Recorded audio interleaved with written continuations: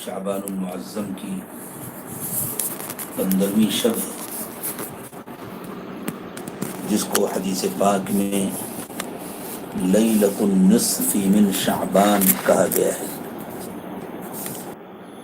اس رات کی بہت ساری فضیلتیں رسول اکرم صلی اللہ علیہ وسلم سے حضرات صحابہ کرام رضوان اللہ تعالی علیہم اجمعین نے نقل فرمائی۔ اس رات کی فضیلت کے سلسلے میں جو روایات ہیں عموماً محدثین نے ان کی سند پر گفتگو کی ہے، وہ متکلم فی ہیں اور الگ الگ روایتوں کو محدثین نے ضعیف بتلایا ہے، لیکن ساتھ میں فن حدیث کے تمام ماہرین اس بات پر بھی متفق ہیں کہ چونکہ تقریباً 10 صحابہ کرام رضوان اللہ تعالی علیہم اجمعین سے اس رات کے مختلف فضائل ذکر کیے گئے ہیں، اس لیے روایات کے ضعیف ہونے کے باوجود اس رات کی اہمیت اور فضیلت کا مطلقاً انکار نہیں کیا جا سکتا ہے۔ یقیناً اس رات کی فضیلت ہے، اس کی اہمیت ہے، اور حضرات صحابہ کرام، حضرات تابعین اور تبع تابعین بھی اس رات میں عبادتوں کا، دعاؤں کا اہتمام فرماتے تھے۔ ہاں، اس رات میں رسول اکرم صلی اللہ علیہ وسلم سے یا حضرات صحابہ کرام سے کوئی اجتماعی عبادت ثابت نہیں ہے، اس لیے اس میں جمع ہو کر، مل کر،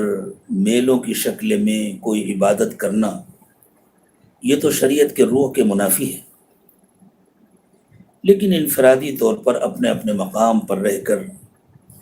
اللہ کی عبادت کرنا، اللہ سے مانگنا اور دعاؤں کا اہتمام کرنا، اس کے ثبوت سے انکار نہیں کیا جا سکتا۔ 10 کے 10 صحابہ کرام سے منقول تمام روایات کو تو اس وقت نقل نہیں کروں گا کہ جس طرح بعض لوگ جو اس رات میں بدعات کرتے ہیں ان کی وہ بدعات نکیر کے قابل ہیں، اسی طرح ہمارے بعض وہ دوست احباب جو اس رات کی اہمیت اور فضیلت کا مطلقاً انکار کرتے ہیں، ان کا انکار بھی انکار کے قابل ہے، ان کا انکار بھی قبول نہیں کیا جا سکتا ہے۔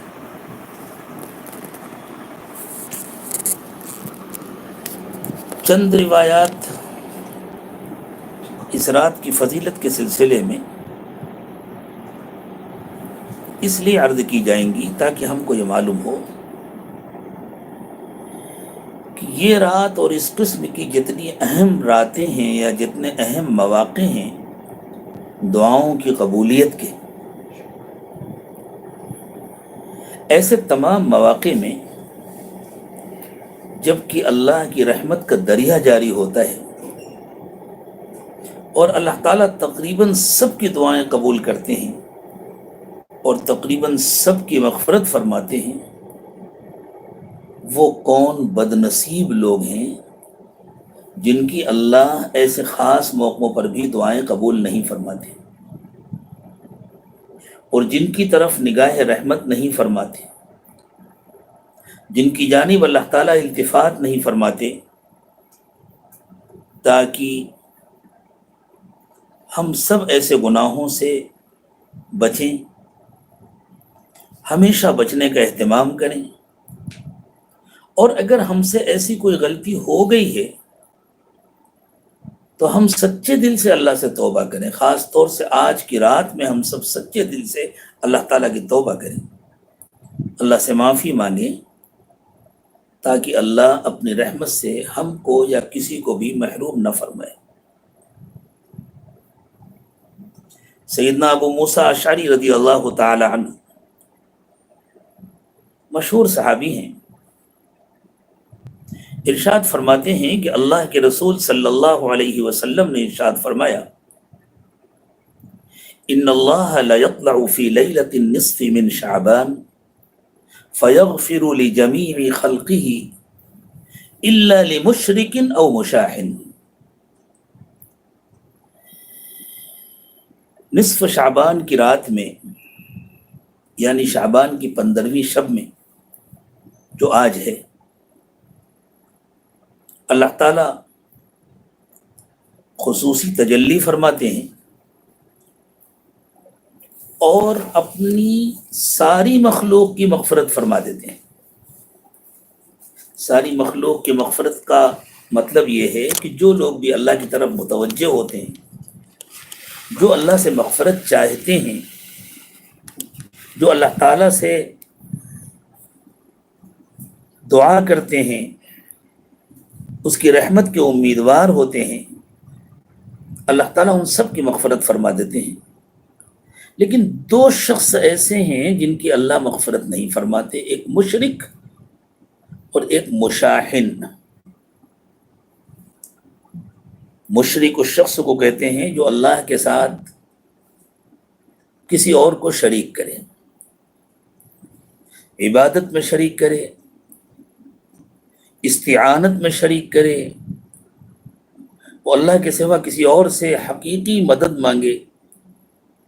یا اللہ کے سوا کسی اور کو عبادت کے قابل سمجھے۔ اور شرک کی ایک قسم اور ہے جس سے اللہ کے نبی صلی اللہ علیہ وسلم نے حضرات صحابہ کرام کو بہت ڈرایا ہے۔ وہ یوں ارشاد فرمایا کہ مجھے تمہارے بارے میں سب سے زیادہ اسی شرک کا ڈر ہے جس کو حدیث میں شرک خفی کہا گیا ہے، چھپا ہوا شرک۔ حضرات صحابہ کرام نے معلوم کیا کہ اللہ کے نبی صلی اللہ علیہ وسلم یہ شرک خفی کیا ہے، تو آپ نے بتلایا کہ یہ دلوں کا ایسا بگاڑ ہے کہ دل کے اندر یہ خواہش پیدا ہو جاتی ہے کہ لوگ میری تعریف کریں، لوگ میری طرف متوجہ ہوں، لوگ میرے عمل کو جانیں اور میرے اس عمل کے ذریعے سے لوگ میری عزت کریں۔ اپنے اعمال کو دکھانا، ان کو ظاہر کرنا، جس کو ہم اپنی زبان میں ریاکاری کہتے ہیں۔ اللہ کے نبی صلی اللہ علیہ وسلم نے ارشاد فرمایا کہ یہ شرک خفی ہے اور یہ نہایت خطرناک ہے۔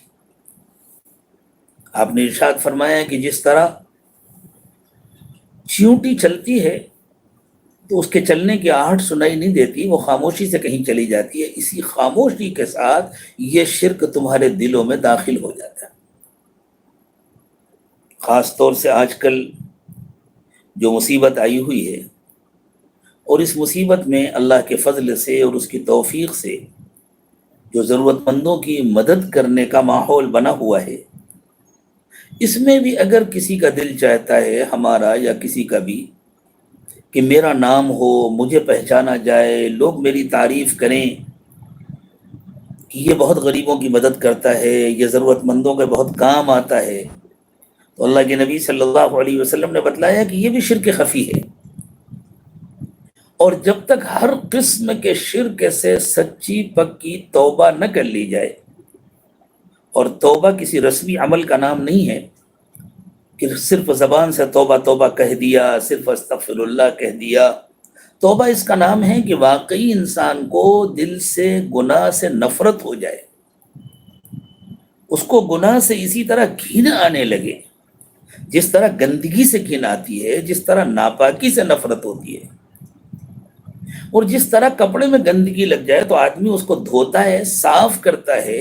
اس نیت کے ساتھ کہ میں آئندہ اپنے کپڑے کو گندا نہیں ہونے دوں گا۔ بالکل اسی طرح انسان توبہ اس نیت سے کرے کہ یہ گندگی ہے، اللہ تعالیٰ اس کو دور کر دے، میں آئندہ اپنے دل کو گندا نہیں ہونے دوں گا۔ تو جب تک شرک سے معافی نہ مانگ لی جائے، اس وقت تک ایسی مبارک راتوں میں بھی مغفرت نہیں ہوتی۔ وہ لیلۃ البرات ہو یا لیلۃ القدر ہو یا دوسری مبارک ساعتیں ہوں یا دوسرے مبارک مواقع ہوں، اگر دل کے اندر ذرا بھی شرک کا شائبہ ہے تو عبادت کرنے کے باوجود عبادتیں قبول نہیں ہوتی، دعائیں مانگنے کے باوجود دعائیں قبول نہیں ہوتی اور مغفرت نہیں ہوتی۔ اس وقت عام طور سے امت میں یہ سوال پیدا ہوتا ہے کہ اتنی دعائیں ہوتی ہیں لیکن دعائیں قبول کیوں نہیں ہوتی؟ دعاؤں کی قبولیت کے لیے شرط ہے کہ اللہ سے پہلے سچی معافی مانگی جائے، گناہوں کو چھوڑا جائے۔ ہم دعائیں مانگتے ہیں لیکن معافی نہیں مانگتے، ہم دعائیں مانگتے ہیں لیکن استغفار نہیں کرتے، ہم اللہ سے دعائیں مانگتے ہیں لیکن سچی توبہ نہیں کرتے، ہم اللہ سے دعا مانگتے ہیں لیکن گناہوں کو چھوڑنے کا عہد نہیں کرتے۔ اللہ ہمیں توفیق دے کہ ہم ہر قسم کے گناہ کو چھوڑیں۔ تو ایک بات یہ فرمائی اللہ کے نبی صلی اللہ علیہ وسلم نے کہ اس رات میں بھی مشرک کی مغفرت نہیں ہوتی۔ دوسری بات فرمائی مشاحن کی مغفرت نہیں ہوتی۔ عربی زبان میں شحنہ اور مشاحنہ کے معنی ہیں بغض و عداوت۔ کسی سے اختلاف ہو گیا، کسی کی کوئی بات بری لگ گئی، اب اس کا بغض دل کے اندر رکھ لیا، اس کی دشمنی اور اس کی عداوت دل کے اندر رکھ لی۔ یہ عداوت جسمانی بیماریوں کا بھی سبب بنتی ہے۔ یہ بغض و عناد جو دل کے اندر چھپا ہوتا ہے، اس سے طرح طرح کی جسمانی بیماریاں پیدا ہوتی ہیں۔ اطباء کہتے ہیں کہ اس سے جلد کے امراض پیدا ہوتے ہیں، کھجلی ہوتی ہے، ہائی بلڈ پریشر ہوتا ہے، دل کے امراض پیدا ہوتے ہیں، دل کے اندر کمزوری آتی۔ اور اس عداوت کے نتیجے میں انسان اللہ کی محبت سے محروم ہو جاتا ہے، اللہ تعالیٰ کی رحمت سے محروم ہو جاتا ہے۔ اللہ کے نبی صلی اللہ علیہ وسلم نے ارشاد فرمایا کہ معاف کرنے سے انسان کی عزت گھٹتی نہیں ہے، معاف کرنے سے انسان کی عزت بڑھتی ہے۔ سیدنا ابو ہریرہ رضی اللہ تعالی عنہ راوی ہیں، امام مسلم رحمۃ اللہ علیہ نے اس روایت کو اپنی کتاب میں نقل فرمایا ہے۔ حضرت ابو ہریرہ رضی اللہ تعالی عنہ ارشاد فرماتے ہیں، قال رسول اللہ صلی اللہ علیہ وسلم ما نقصت صدقۃ من مال وما زاد اللہ بعفو وما زاد اللہ عبدا بعفو الا عزا وما تواضع احد للہ الا رفعہ اللہ۔ غالباً حدیث کے الفاظ ہیں وما زاد اللہ بعفو الا عزا۔ حضرت ابو ہریرہ فرماتے ہیں کہ اللہ کے رسول صلی اللہ علیہ وسلم نے ارشاد فرمایا کہ صدقہ کرنے سے کسی کا مال کم نہیں ہوتا،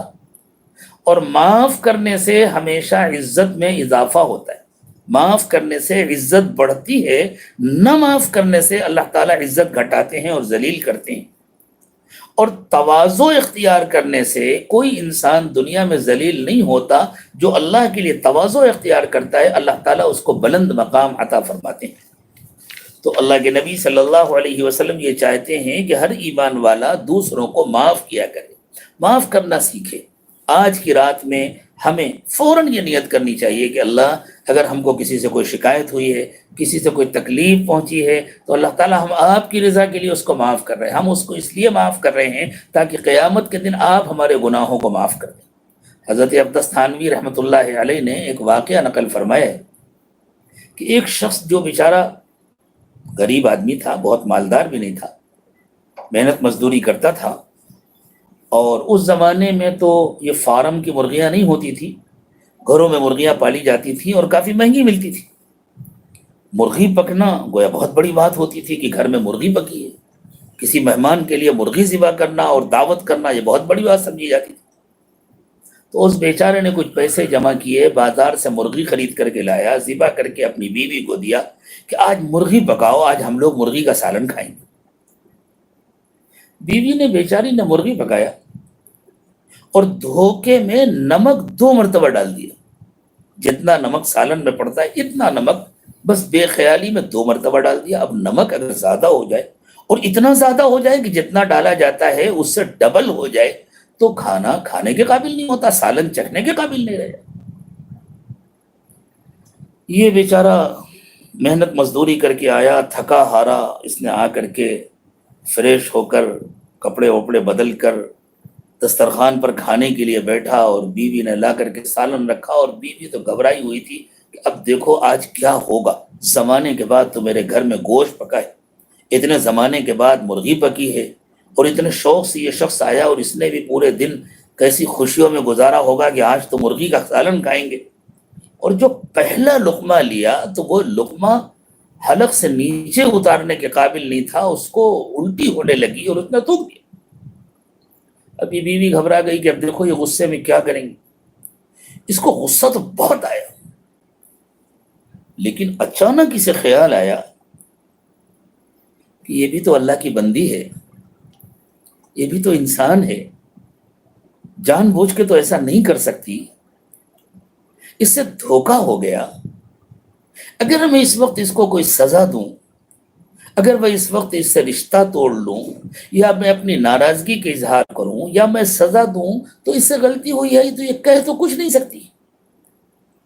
لیکن کل قیامت کے دن جب میری اللہ کے سامنے حاضری ہوگی تو میری زندگی میں کتنی غلطیاں ہیں، میری زندگی میں کتنے گناہ ہیں، اگر اللہ نے مجھے بھی ایک ایک گناہ کی سزا دینی شروع کی تو میرا کیا بنے۔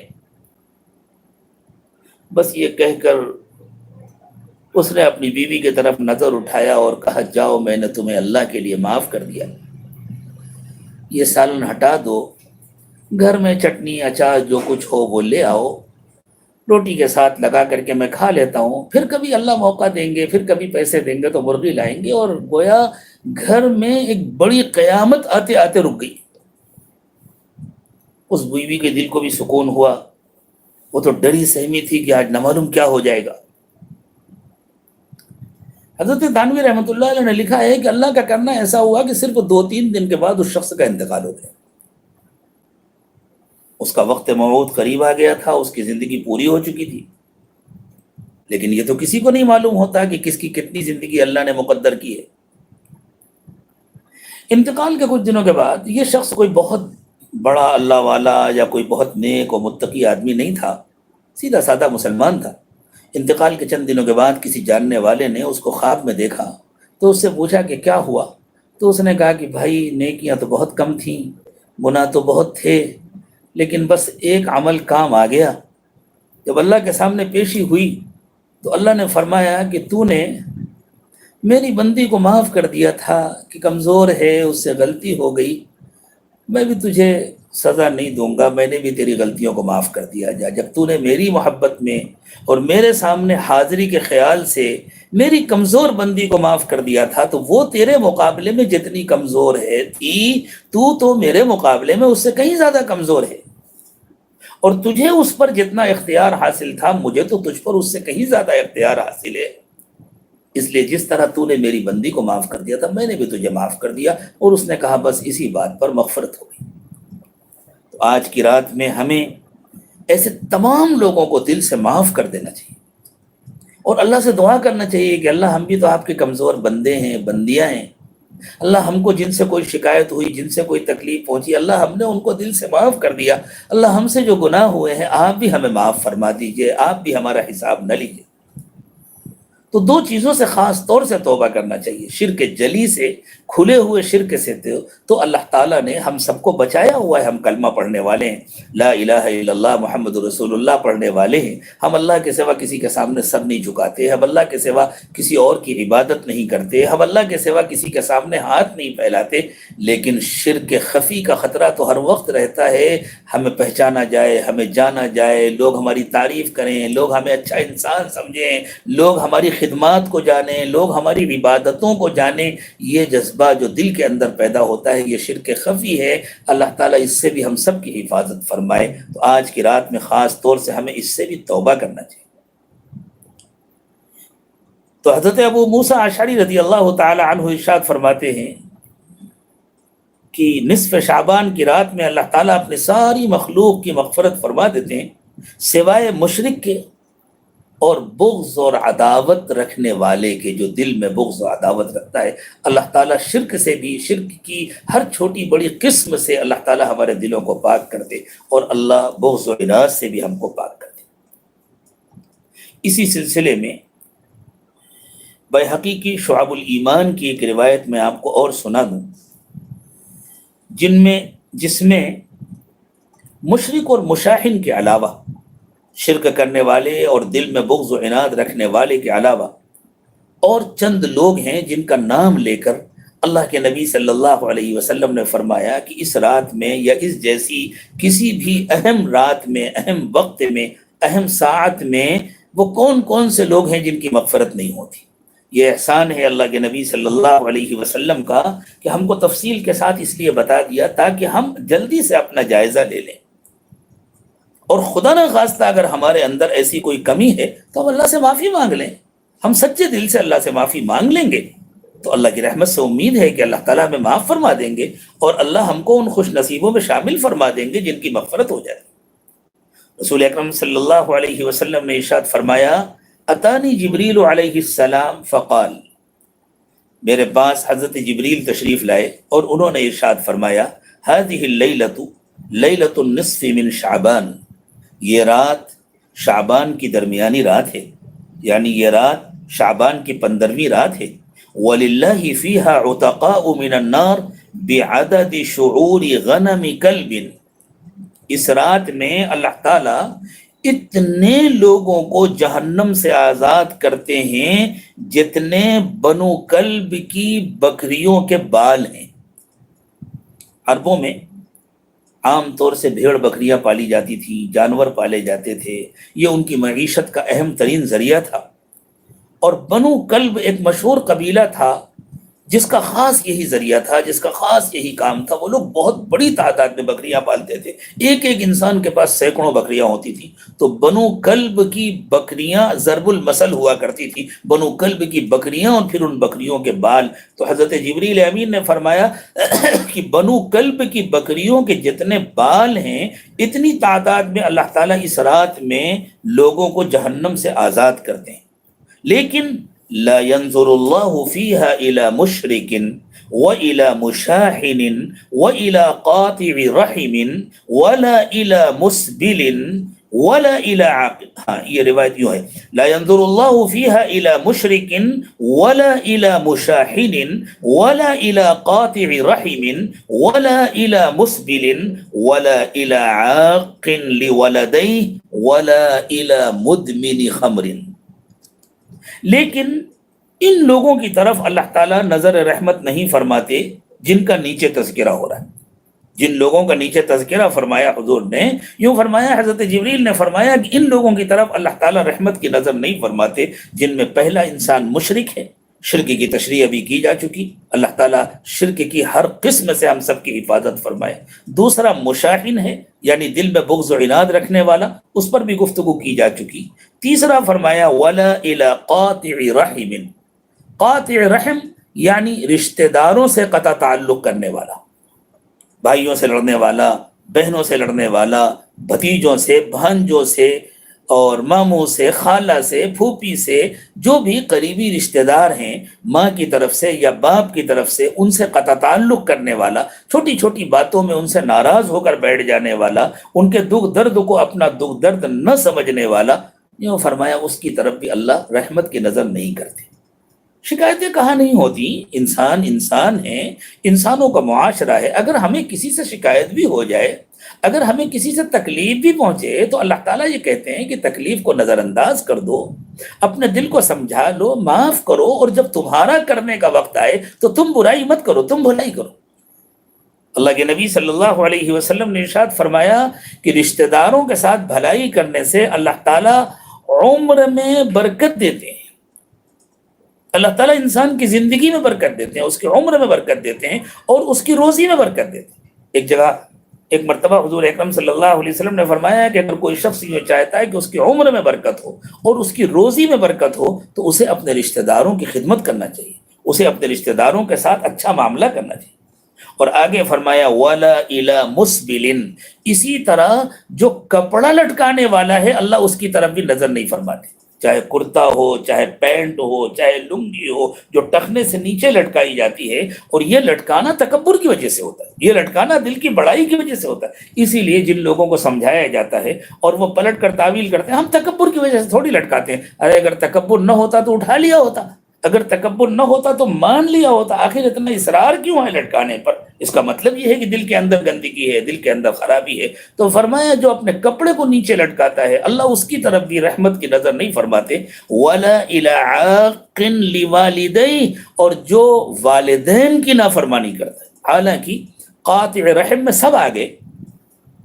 لیکن خاص طور سے والدین کا الگ سے تذکرہ کیا گیا کہ جو اپنے والدین کی نافرمانی کرتا ہے اللہ تعالیٰ اس کی طرف بھی رحمت کی نظر نہیں فرماتے۔ اگر ہم سے ایسی کوئی غلطی ہو گئی ہے، اگر کسی رشتہ دار کا ہم سے دل دکھ گیا ہے، ابھی سچی توبہ کر لیں اور یہ نیت کریں کہ اب انشاءاللہ ہم ان کے ساتھ بھلائی کریں گے۔ اگر والدین کا حق ادا کرنے میں کوئی کمی رہ گئی، والدین جب بوڑھے ہو جاتے ہیں تو کبھی ان کے مزاج میں کچھ ضد پیدا ہو جاتی ہے، کبھی ان کے مزاج میں چڑچڑا پن آ جاتا ہے۔ یہ سوچنا چاہیے جب ہم بچے تھے تو ہم نے اپنے والدین کو کتنا ستایا ہے، دودھ پینے کے لیے، کھانا کھانے کے لیے، سونے کے لیے۔ کبھی کبھی والدین کے آرام کرنے کا وقت ہے اور ہم مچل گئے، ہم سو نہیں رہے تو ہماری وجہ سے وہ رات رات بھر جاگتے رہے۔ کبھی ہماری طبیعت خراب ہو گئی تو ہماری وجہ سے وہ رات رات بھر جاگتے رہے۔ ہمارے بچپن میں انہوں نے ہم کو سنبھالا ہے۔ اب اگر بڑھاپا آ گیا اور اس بڑھاپے کی وجہ سے ان کے مزاج میں بھی کچھ بچپن والی صفات آ گئی، کچھ بچپن والی کمزوریاں آ گئی ہیں، تو اب ہمارا موقع آیا ہے، ہمارا وقت آیا ہے کہ ہم ان کو سنبھالیں، ہم ان کو پھول کی طرح سنبھال کر کے رکھیں۔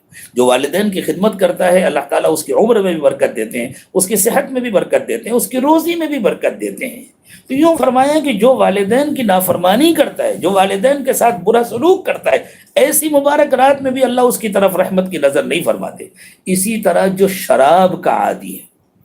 جو کچھ حرام کھانے کا یا حرام پینے کا عادی ہے، کبھی کسی سے غلطی ہو گئی اور اس نے توبہ کر لیا وہ الگ بات ہے، لیکن جو عادی ہے باقاعدہ، اللہ اس کی طرف بھی رحمت کی نظر نہیں فرماتے۔ اللہ کا فضل ہے، مجھے امید ہے کہ جتنے لوگ بھی اس بیان کو سن رہے ہیں یا آئندہ سنیں گے انشاءاللہ ان میں ایسی کوئی کمی نہیں ہوگی، لیکن اگر خدا نہ خواستہ کسی کے اندر ہے تو وہ کسی سے اظہار نہ کرے، چپکے سے اپنا معاملہ اللہ کے ساتھ ٹھیک کر لے، چپکے سے توبہ کر لے، اللہ تعالیٰ معاف فرما دیں گے۔ آج کی رات اس کے اندر دو بڑی صفات جمع ہیں، ایک تو یہ شعبان کی 15ویں شب ہے، اور دوسری بات یہ ہے کہ یہ جمعے کی شب ہے۔ اور ہر جمعے کی شب کے سلسلے میں اللہ کے رسول صلی اللہ علیہ وسلم نے ارشاد فرمایا کہ جمعے کی شب میں دعائیں قبول ہوتی ہیں، اور یہ 15ویں شب بھی ہے اور جمعے کی شب بھی ہے۔ حضرت عبداللہ ابن عمر رضی اللہ تعالی عنہما سے روایت ہے، اور حضرت عبداللہ ابن عمر جب یہ فرما رہے ہیں کہ ان راتوں میں دعائیں قبول ہوتی ہیں تو یقیناً انہوں نے یہ بات اللہ کے نبی صلی اللہ علیہ وسلم سے سنی ہوگی۔ حضرت عبداللہ ابن عمر نے فرمایا 5 لیال لا ترد فیہن الدعاء، 5 راتیں ایسی ہیں جن میں دعا رد نہیں کی جا سکتی۔ تو یہ بات کیسے معلوم ہوئی حضرت عبداللہ ابن عمر کو؟ یہ تو اللہ کے فیصلے ہیں نا کہ کن کن راتوں میں اللہ تعالیٰ دعا رد نہیں فرماتے، کن کن راتوں میں اللہ قبول فرماتے ہیں دعا۔ جب ایسی کوئی بات کوئی صحابی بیان کریں تو یہ یقینی ہوتا ہے کہ انہوں نے کسی موقع پر یہ بات اللہ کے نبی صلی اللہ علیہ وسلم سے سنی ہوگی جو وہ بیان فرما رہے ہیں۔ تو وہ فرماتے ہیں کہ 5 راتیں ہیں جن میں اللہ تعالیٰ دعا رد نہیں فرماتے، لیلۃ الجمعہ وأول لیلۃ من رجب ولیلۃ النصف من شعبان ولیلتئی العیدین۔ یوں فرمایا 5 راتیں ہیں جن میں دعا رد نہیں ہوتی، ایک جمعے کی رات، اور آج جمعے کی رات بھی ہے، اور ایک رجب کی پہلی رات، وہ تو خیر گزر چکی، اللہ تعالیٰ پھر ہمیں اس کا موقع عطا فرمائے اور بار بار موقع عطا فرمائے۔ اور فرمایا نصف شعبان کی رات، وہ بھی آج کی ہی رات ہے۔ تو آج اللہ تعالیٰ نے 2 فضیلتیں جمع فرما دی، ایک نصف شعبان کی رات بھی ہے اور ایک جمعے کی رات بھی ہے۔ اور فرمایا اور دونوں عیدوں کی راتیں، عید الفطر کی رات اور عید الاضحیٰ کی رات، یہ مصنف عبدالرزاق کی روایت ہے۔ تو یہ فرماتے ہیں کہ ان راتوں میں دعائیں رد نہیں ہوتی۔ آج ہمیں بڑے اہتمام کے ساتھ انشاءاللہ دعا مانگنی ہے۔ اور یہ بات یاد رکھیں، اس وقت کے جو حالات ہیں یہ حالات کیوں آئے ہیں اور ان حالات کو کون ختم کر سکتا ہے؟ اس وقت جو ساری دنیا میں خوف مسلط ہے کورونا وائرس کا، اور جس نے بڑوں کو اللہ کے سامنے جھکنے اور اللہ کے سامنے رونے پر مجبور کر دیا۔ فرعونوں کو بھی اللہ تعالیٰ نے اس پکڑ کے ذریعے سے، اس عذاب کے ذریعے سے اپنے در میں سجدہ ریز ہونے پر مجبور کر دیا ہے، اور ہر ایک کے دل میں خوف مسلط ہے، پتہ نہیں کہاں سے آ جائے، یہ تو نہ نظر آنے والا وائرس ہے، آنکھ سے نظر نہیں آتا، ہوا کے ساتھ اڑ کر آتا ہے، پتہ نہیں کہاں سے آ جائے اور کس کو ہو جائے۔ اللہ تعالیٰ سب کی حفاظت فرمائے۔ یہ اللہ کا ایک عذاب ہے، اور اس عذاب کو اللہ ہی دور کر سکتے ہیں، اس میں کوئی شک نہیں کہ دنیا دارالاسباب ہے اور ہمیں سارے اسباب اختیار کرنے چاہیے۔ ہمیں ڈاکٹروں کی ہدایات پر عمل کرنا چاہیے، ہمیں حکومتوں کے دیے ہوئے احکام کو پورا کرنا چاہیے۔ اس وقت جس طرح احتیاط کی جا رہی ہے اور سماجی فاصلے بنائے جا رہے ہیں، ایک دوسرے سے دور بیٹھنے کے لیے کہا جا رہا ہے، گھروں میں لوگ قید ہیں، گھروں سے باہر نہیں نکل رہے، یہ ساری احتیاطی تدابیر ہیں، ان کی اپنی اہمیت ہے، ان کو ضرور اختیار کرنا چاہیے، لیکن اس سب کے باوجود ہم ایمان والوں کو اس کا یقین رکھنا چاہیے کہ حالات کا بننا اور بگڑنا صرف اور صرف اللہ کے حکم سے، اللہ کے فیصلے سے ہوتا ہے۔ جب تک اللہ کا فیصلہ نہیں ہوگا اس وقت تک حالات نہیں بدلیں گے۔ آج کی رات میں ہمیں خاص طور سے اللہ تعالیٰ سے خوب گڑ گڑا کر دعا مانگنی ہے کہ اللہ آپ ہی اس مصیبت کو دور کرنے والے ہیں، آپ ہی ہمارے بھلے کا فیصلہ کرنے والے ہیں۔ اللہ اس مصیبت کو دور کر دیجئے اور تمام انسانوں کی حفاظت فرمائیے۔ دنیا میں وہ سارے انسان اے اللہ جو آپ کا نام لیتے ہیں، جو آپ کا نام نہیں لیتے، جو کسی بھی زبان میں آپ کا نام لیتے ہیں اور جو آپ کے احکام کو سمجھ کر پورا کرتے ہیں، یا جو ابھی نہیں سمجھ سکے ہیں، اللہ جو نہیں سمجھ سکے انہیں صحیح سمجھ عطا فرما دیجئے، جو آپ کو نہیں پہچان سکے ان کو اپنی پہچان کرا دیجئے۔ اللہ جن کے دلوں میں اب تک آپ کا صحیح تعلق نہیں آ سکا، آپ ان کو اپنا صحیح تعلق بھی نصیب فرما دیجئے۔ لیکن اللہ اس عذاب سے اور دنیا اور آخرت کے ہر عذاب سے ہماری اور ان کی سب کی حفاظت فرمائیے۔ آج سورہ نمل کی جن آیات کی تلاوت کی گئی ان میں خود اللہ تعالیٰ نے ارشاد فرمایا امن یجیب المضطر اذا دعاہ، جب کوئی مجبور اللہ کو پکارتا ہے تو کون اس کی دعا سنتا ہے۔ ہم مجبور بن کر کے اللہ تعالیٰ کو پکاریں اور اللہ سے مانگیں کہ اللہ ہم بالکل بے بس ہیں، بے سہارا ہیں، بے آسرا ہیں۔ اللہ ڈاکٹر بھی ہار مان چکے ہیں، بڑے بڑے سائنسداں بھی ہار مان چکے ہیں، اللہ حکومتوں نے بھی ہتھیار ڈال دیے ہیں، سب بے بس ہو گئے ہیں۔ اللہ ہمارے اختیار میں کچھ نہیں ہے، اللہ آپ جس کو بچائیں گے وہی بچے گا، اللہ آپ تمام انسانوں کو بچا دیجیے۔ امن یجیب المضطر اذا دعاہ ویکشف السوء، وہ کون ہے جو مصیبت زدہ کی دعا کو سنتا ہے اور اس کی مصیبت کو دور کرتا ہے۔ ویجعلکم خلفاء الارض، اور پھر تم کو زمین میں رہنے بسنے کا موقع دیتا ہے۔ تم سے پہلے والے جو اس زمین سے جا چکے ان کی جگہ پر اللہ تعالیٰ نے تم کو بنایا، تم کو پیدا کیا، تم کو رہنے کا، تم کو جینے کا اور زمین میں اللہ کی دی ہوئی نعمتوں سے فائدہ اٹھانے کا موقع دیا، تو اللہ ہی ہے جو تم کو موقع دیتے ہیں۔ اِلٰہٌ مع اللہ، کیا اللہ کے سوا کوئی اور معبود ہے؟ نہیں، اللہ آپ کے سوا کوئی معبود نہیں ہے۔ اللہ نہ آپ کے سوا کوئی عبادت کے لائق ہے، نہ آپ کے سوا کوئی مدد کرنے والا ہے، نہ آپ کے سوا کوئی سزا دینے والا ہے، نہ آپ کے سوا کوئی بچانے والا ہے۔ اللہ آپ ہی بچا دیں۔ اللہ تعالیٰ نے اپنا ایک قانون بیان فرمایا، جو ارشاد فرمایا سورہ انعام کی جن آیات کریمہ کی تلاوت کی گئی تھی ان میں اللہ تعالیٰ نے اپنا یہ قانون بیان فرمایا کہ دیکھو، جب ہم دنیا میں اپنے دین کا پیغام پہنچانے کے لیے اپنے مخصوص بندوں کو بھیجتے ہیں، ہم نے اے محمد صلی اللہ علیہ وسلم، ہم نے آپ سے پہلے بھی جب انسانوں کے پاس اپنے رسول بھیجے، اپنے پیغامبر بھیجے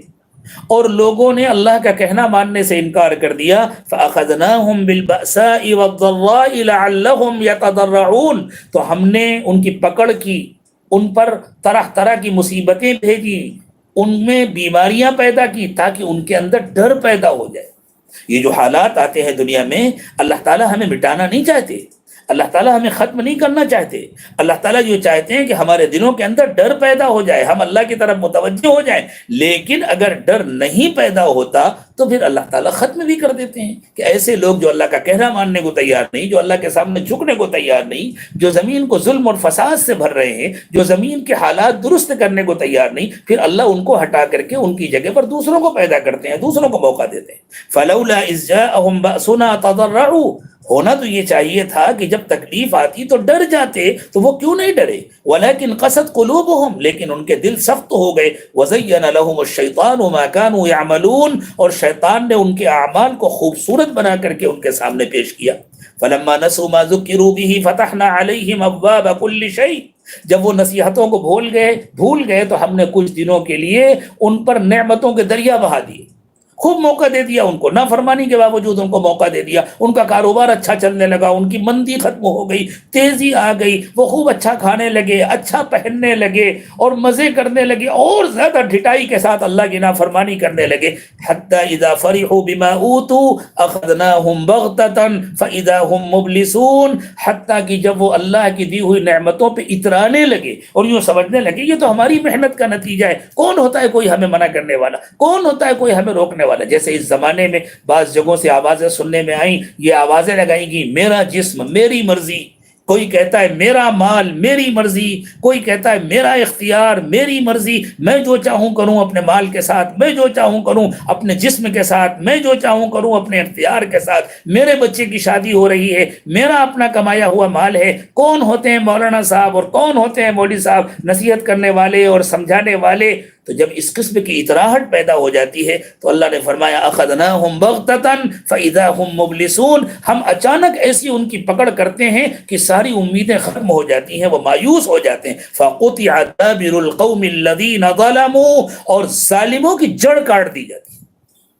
تو اس میں کوئی شک نہیں کہ اس وقت جو دنیا کے حالات ہیں، پوری دنیا سہمی ہوئی ہے، پوری دنیا گھبرائی ہوئی ہے. ہمیں نہیں معلوم اس سے پہلے کبھی ایسا وقت آیا یا نہیں آیا کہ گویا پوری دنیا جیل خانے کے اندر بنے، پوری دنیا قید خانے میں ہے. اس وقت پورے شہروں کو لاک کر دیا گیا ہے، پورے علاقوں کو پیک کر دیا گیا ہے، لوگوں کو گھروں سے نکلنے کی اجازت نہیں ہے، ایک قسم کا عملی کرفیو نافذ ہے. یہ کیا ہے؟ اللہ تعالیٰ دکھا رہے ہیں کہ دیکھو ہماری نافرمانی کا نتیجہ اچھا نہیں ہوتا. فقطع دابر القوم الذین ظلموا، پھر اللہ تعالیٰ ظالموں کی جڑ کاٹ دیتے ہیں. والحمدللہ رب العالمین، اور عملاً یہ اعلان ہو جاتا ہے کہ تمام تعریفیں صرف اللہ کی ہے جو رب العالمین ہے. دنیا کا یہ نظام خود بخود نہیں چل رہا، اللہ کے چلانے سے چل رہا ہے. آخر کیا وجہ ہے کہ ادھر کچھ عرصے سے دنیا میں ایسی نئی بیماریاں پیدا ہو رہی ہیں جن کا پہلے کبھی نام بھی نہیں سنا گیا تھا. ایڈز کتنی خطرناک بیماری دنیا میں پھیلی، ہمارے بڑوں نے، ہمارے پرکھوں نے، ہمارے بزرگوں نے کبھی ایڈز کا نام بھی نہیں سنا تھا. پھر پرندوں کا انفلوئنزا اور سوروں کا انفلوئنزا اور سارس وائرس اور اس زمانے کا کورونا وائرس، یہ ایسی نئی بیماریاں ہیں جن کا پہلے کبھی نام بھی نہیں سنا گیا تھا. آئیے معلوم کریں رسول اکرم صلی اللہ علیہ وسلم سے کہ اللہ کی طرف سے ایسے عذاب کب آتے ہیں، ایسی بیماریاں کب پیدا ہوتی ہیں. امام ابن ماجہ رحمۃ اللہ علیہ روایت فرماتے ہیں، سیدنا عبداللہ ابن عمر رضی اللہ تعالی عنہما راوی ہیں، وہ حضور اکرم صلی اللہ علیہ وسلم کے قول ارشاد فرماتے ہیں کہ اللہ کے نبی صلی اللہ علیہ وسلم نے ارشاد فرمایا لم تظہر الفاحشۃ فی قوم قط حتی یعلنوا بها الا فشا فیہم الطاعون والاوجاع التي لم تکن مضت فی اسلافہم الذین مضوا. جب کسی قوم میں بے حیائی عام ہو جاتی ہے، لوگ کھلم کھلا بے حیائی کے کام کرنے لگتے ہیں. اور آج آپ دیکھیں، ایک زمانہ تھا کہ ہم لوگ یورپ کا تذکرہ کیا کرتے تھے، امریکہ کا تذکرہ کرتے تھے، آسٹریلیا کا تذکرہ کرتے تھے کہ وہاں تو راستوں پر اور راستوں کے کنارے بے حیائیاں ہوتی ہیں، وہاں تو روڈ پر، وہاں تو گاڑیوں کے اندر، بسوں کے اندر اور ٹرینوں کے اندر بے حیائی کے کام ہوتے ہیں کہ دیکھنے والا شرما جائے، لیکن بے حیائی کے کام کرنے والوں کو شرم نہیں آتی. آج تو دنیا کا کوئی ملک نہیں بچا ہے، دنیا کا کوئی گھر نہیں بچا ہے، بے حیائی کا سامان ہر ایک کے جیب میں پڑا ہوا ہے، بے حیائی کا سامان ہر ایک کے ساتھ ہے، اور کلم کھلا بے حیائی ہو رہی ہے. کوئی اس کو عیب نہیں سمجھا جاتا، اس کو برا نہیں سمجھا جاتا. تو اللہ کے نبی صلی اللہ علیہ وسلم نے ارشاد فرمایا کہ جب کسی قوم میں بے حیائی عام ہو جاتی ہے اور لوگ کھلم کھلا بے حیائی کرنے لگتے ہیں تو پھر اللہ کی طرف سے اس قوم میں طاعون پیدا ہوتا ہے. اس زمانے کی ایک وبائی بیماری ہوا کرتی تھی جس میں کچھ پھنسیاں نکلتی تھیں، کچھ پھوڑے جیسے نکلتے تھے، اور پھر ایک ساتھ سینکڑوں اور ہزاروں کی تعداد میں لوگ مر جایا کرتے. پھر حضور نے فرمایا کہ صرف طاعون نہیں، والاوجاع التي لم تكن مضت في اسلافهم الذين مضوا، ایسی بیماریاں پیدا ہوں گی کہ پہلے گزرنے والے لوگوں نے کبھی ان بیماریوں کا نام بھی نہیں سنا ہوگا، پہلے والوں میں کبھی ان بیماریوں کا نام و نشان نہیں ہوگا. آج جو نئی بیماریاں پیدا ہو رہی ہیں یہ اسی بے حیائی کا نتیجہ ہے. اس لیے صرف شب برات میں عبادت کر لینا اور صرف آیت کریمہ کا ختم کر لینا اور صرف وظائف پوچھ لینا، میں خاص طور سے اپنے ساتھیوں سے کہہ رہا ہوں، بہت پیغام آتے ہیں اس زمانے میں، کوئی وظیفہ بتلا دیجئے، کوئی دعا بتلا دیجئے، یہ جو بیماری ہے ہم چاہتے ہیں جلدی سے ختم ہو جائے، ہم سب لوگ مل کر کے پڑھیں گے. چاہے جتنے وظیفے پڑھے جائیں، چاہے جتنی آیت کریمہ کی تلاوت کی جائے، اور چاہے جتنی دعائیں مانگی جائیں، جب تک ان بے حیائیوں کا خاتمہ نہیں ہوگا، اور کم از کم جب تک اللہ کے ایمان والے بندے ان بے حیائیوں سے بیزاری کا اظہار نہیں کریں گے، اور یہ عہد نہیں کریں گے کہ ہم ان بے حیائیوں سے بچیں گے، اور جہاں تک ہو سکے گا دوسروں کو بچانے کی کوشش کریں گے، اس وقت تک امید نہیں ہے کہ اللہ تعالیٰ اپنا عذاب اٹھا لیں۔ اور اگر اٹھا بھی لیں گے تو وہ بھی کوئی بڑی آزمائش ہوگی، اگر اٹھا بھی لیں گے تو گویا وہ ایک ڈھیل ہوگی آئندہ پکڑ کے لیے۔ تو اللہ ہم سب کی حفاظت فرمائے، اللہ بے حیائی کے ہر قسم کی بے حیائی کے کاموں سے اللہ تعالی ہم سب کی حفاظت فرمائے۔ اس لیے آج کی دعا سے پہلے ہم سب کو سچے دل سے توبہ کرنا چاہیے کہ ہم اپنے موبائلوں کا، ہم اپنے اس قسم کے سامان کا اللہ کی نافرمانی کے لیے استعمال نہیں کریں گے، ہم اپنے وقت کو ضائع نہیں کریں گے، ہم نہ بے حیائی کا کام کریں گے، نہ بے حیائی کا کام دیکھیں گے، نہ بے حیائی کے بول بولیں گے، نہ بے حیائی کے سلسلے میں دل و دماغ سے سوچیں گے، اور نہ اپنا وقت ضائع کریں گے۔ اللہ نے ہمیں دل دیا ہے اپنی محبت کے لیے، اللہ نے ہمیں آنکھیں دی ہیں قرآن پڑھنے کے لیے، کتابیں پڑھنے کے لیے، اچھی چیزیں دیکھنے کے لیے، اللہ نے ہمیں زبان دی ہے اپنی کتاب کی تلاوت کرنے کے لیے، اپنا نام لینے کے لیے، اللہ تعالیٰ نے ہمیں کان دیے ہیں اچھی باتیں سننے کے لیے۔ ہم اپنی ضرورت کا کام بھی کریں گے، ہم اپنی ضرورت کی بات بھی کریں گے، ہم اپنی ضرورت کی چیزیں بھی دیکھیں گے، لیکن اللہ کی نعمتوں کا صحیح استعمال کریں گے، اور اللہ کو یاد کریں گے، اور بے حیائی سے اور بے حیائی کے ہر کام سے توبہ کریں گے۔ دوسری ایک اور اہم بات اس عاجز کو آج کی اس ملاقات میں عرض کرنی ہے کہ اللہ کے رسول صلی اللہ علیہ وسلم نے یہ ارشاد فرمایا کہ بیماریوں کا علاج صدقے کے ذریعے کیا کرو۔ آپ نے ارشاد فرمایا کہ صدقہ اللہ کے غصے کو ٹھنڈا کر دیتا ہے، صدقہ بری موت سے بچاتا ہے۔ اللہ تعالیٰ سب کی حفاظت فرمائے۔ رونگٹے کھڑے ہو جاتے ہیں سوچ کر کے، اس زمانے میں جو لوگ بیچارے اس وائرس کا شکار ہو رہے ہیں، ان کو تو ڈھنگ سے کفن بھی نہیں مل پا رہا ہے، ان کی ڈھنگ سے تدفین بھی نہیں ہو پا رہی ہے۔ ڈاکٹر کہتے ہیں بس ان سے دور رہو۔ کتنے ڈاکٹر ہیں جو بیچارے علاج کرتے کرتے ختم ہو گئے۔ رات میں نے دیکھا برطانیہ کا یا امریکہ کا غالباً کسی جگہ کا ایک اسلامک سینٹر، مجھے صحیح یاد نہیں ہے اس وقت امریکہ کا تھا یا جرمنی کا یا اٹلی کا کسی جگہ کا، ایک اسلامک سینٹر دیکھا جہاں اندر لاشیں رکھی ہوئی ہیں۔ ایک ساتھی ہے جو بیچارہ عربی زبان میں کچھ انگریزی میں کچھ عربی میں دکھا رہا ہے کہ دیکھو اتنی بری صورتحال ہے، یہ لاشیں رکھی ہوئی ہیں، کوئی دفن کرنے والا نہیں۔ اللہ تعالیٰ بری موت سے ہم سب کی حفاظت فرمائے۔ تو اللہ کے نبی صلی اللہ علیہ وسلم نے ارشاد فرمایا کہ صدقے سے اللہ کا غصہ ٹھنڈا ہوتا ہے، اور صدقے سے اللہ تعالیٰ بری موت سے بچاتے ہیں۔ اس میں کوئی شک نہیں کہ ہم سے اللہ بہت ناراض ہے، دنیا کے تمام انسانوں سے اللہ بہت ناراض ہے۔ جتنی نافرمانی اللہ کی اس زمانے میں کی گئی ہے، جب سے دنیا بنی تھی آج تک کبھی اتنی نافرمانی نہیں کی، اور یہ نافرمانیاں روز بروز بڑھتی جا رہی ہیں، نافرمانی کے اسباب روز بروز بڑھتے جا رہے ہیں۔ تو ہمیں چاہیے کہ ہم صدقہ کریں، اور خاص طور سے اس وقت جبکہ ملک میں، بلکہ پوری دنیا میں، لیکن ہمارے لیے تو ہمارا ملک، ہمارا علاقہ لاک ڈاؤن کی وجہ سے کتنے لوگ بیچارے بھوکے ہیں، کتنے گھروں میں چولہے نہیں جل پا رہے، کتنے ایسی روز محنت کرنے والے ہیں جن کے پاس کوئی کام نہیں رہ گیا ہے، جو باہر نکل کر کے کوئی کام نہیں کر سکتے۔ تو ہم ان کے بچوں کا خیال کریں، ان کے گھر والوں کا خیال کریں۔ اللہ کی رحمت سے امید ہے کہ اس کی برکت سے اللہ تعالیٰ کا غصہ ٹھنڈا ہوگا، اور اللہ تعالیٰ ہماری تکلیفوں کو دور فرمائیں گے۔ حضرت عبداللہ ابن سلام رضی اللہ تعالی عنہ بڑے مشہور یہودی عالم تھے،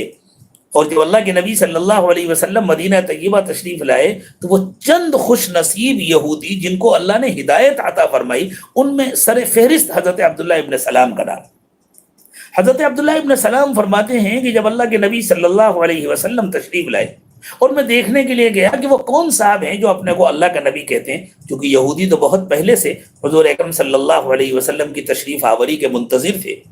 اور حضور کی جو علامتیں بتلائی گئی تھیں ان کو یقین تھا کہ یہ علامتیں پوری ہو چکی ہیں، لیکن صرف اس وجہ سے کہ ہماری چودراہٹ ختم ہو جائے گی، ہماری بڑائی ختم ہو جائے گی، ہم عربوں سے گویا چھوٹے ہو جائیں گے، اس لیے انہوں نے ماننے سے انکار کر دیا تھا، سمجھ بوجھ کر ماننے سے انکار کر دیا تھا۔ خود اللہ تعالیٰ نے فرمایا فَلَمَّا جَاءَهُم مَّا عَرَفُوا كَفَرُوا بِهِ، جب وہ جانی پہچانی شخصیت آ گئی تو ان لوگوں نے ماننے سے انکار کر دیا۔ لیکن کچھ خوش نصیب لوگ ایسے تھے جنہوں نے اس کی کوئی پرواہ نہیں کی کہ دنیا میں اس کا کیا نتیجہ نکلے گا، انہوں نے اس کی فکر کی کہ ہم اللہ کے پاس جائیں گے تو کیا نتیجہ نکلے گا، اور انہوں نے اللہ کے نبی صلی اللہ علیہ وسلم کو مانا۔ ان میں سب سے اہم نام ہے سیدنا عبداللہ ابن سلام رضی اللہ تعالی عنہ۔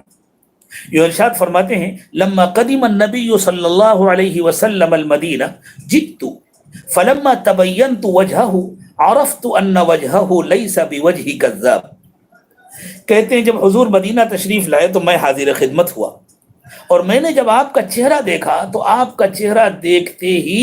میرا دل مطمئن ہو گیا یہ کسی جھوٹے انسان کا چہرہ نہیں ہو سکتا۔ دل میں جو نور ہوتا ہے وہ چہرے پر نظر آتا ہے، اور حضور اکرم صلی اللہ علیہ وسلم کے دل سے زیادہ کس دل میں نور ہو سکتا ہے؟ ہمارے بزرگوں میں ایک بہت مشہور عالم اور بزرگ گزرے ہیں،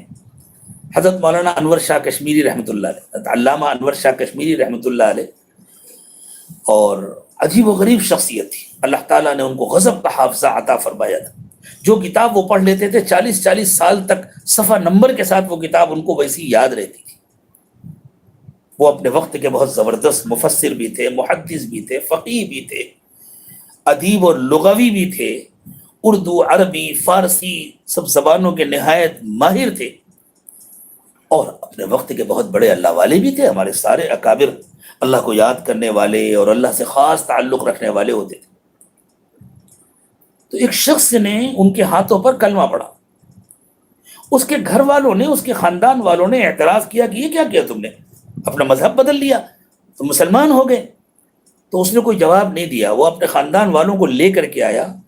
اور علامہ انور شاہ کشمیری رحمۃ اللہ علیہ کے چہرے کی طرف اشارہ کر کے کہا یہ دیکھو، کیا یہ چہرہ جھوٹا ہو سکتا ہے؟ میں نے ان کے ذریعے سے کلمہ پڑھا ہے، کیا یہ چہرہ جھوٹا ہو سکتا ہے؟ اللہ۔ تو حضرت عبداللہ ابن سلام کہتے ہیں کہ جب میں نے رسول اکرم صلی اللہ علیہ وسلم کا چہرہ دیکھا تو مجھے یقین ہو گیا کہ یہ جھوٹے کا چہرہ نہیں ہو سکتا۔ پھر حضرت عبداللہ ابن سلام فرماتے ہیں کہ میں نے اللہ کے نبی صلی اللہ علیہ وسلم سے جو پہلا خطبہ سنا، حضور اکرم صلی اللہ علیہ وسلم نے جو پہلی نصیحت فرمائی، اور غالباً یہ قباء میں ہوا تھا،